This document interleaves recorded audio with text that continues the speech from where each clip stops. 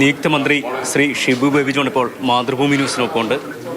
Sir, 10 വർഷത്തിന് ശേഷം വീണ്ടും സത്യപ്രതിജ്ഞ ചെയ്യുകയാണ്. എങ്ങനെയാണ് ഈ നിമിഷത്തെ ഓർക്കുന്നത്? ഞാൻ ജനങ്ങളിൽ അർപ്പിച്ച വിശ്വാസത്തിലുള്ള സന്തോഷവും ഒരു ഭാഗത്തുണ്ടെങ്കിലും കൂടുതൽ കോൺഫിഡൻ്റ് ആണ്. അന്ന് താരതമ്യേന ന്യൂ കമ്മർ എന്നുള്ള നിലയിൽ പെട്ടെന്ന് മന്ത്രിയായി. ഇന്ന് 10 വർഷം കഴിയുമ്പോൾ അനുഭവ സമ്പത്ത് അത്രയും കൂടുതലുണ്ട്. കൂടുതൽ കാര്യങ്ങൾ ചെയ്യാനൊക്കും.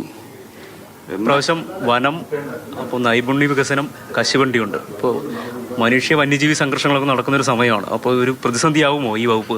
ഇല്ലില്ല, ഞാൻ കോൺഫിഡൻ്റ് ആണ്.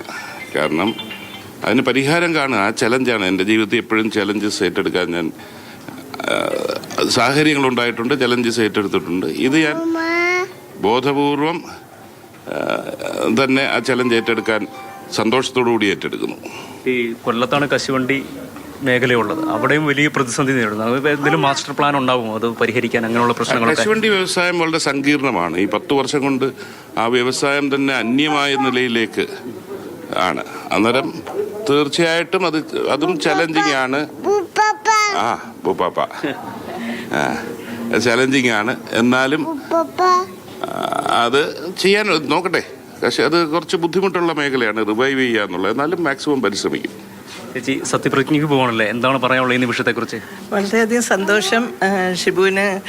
ഷിബുവിൻ്റെ കഴിവുകളൊക്കെ എല്ലാം ഉപയോഗിച്ച് പെർഫോം ചെയ്യാൻ സാധിക്കട്ടെ എന്ന് ആശംസിക്കുന്നു.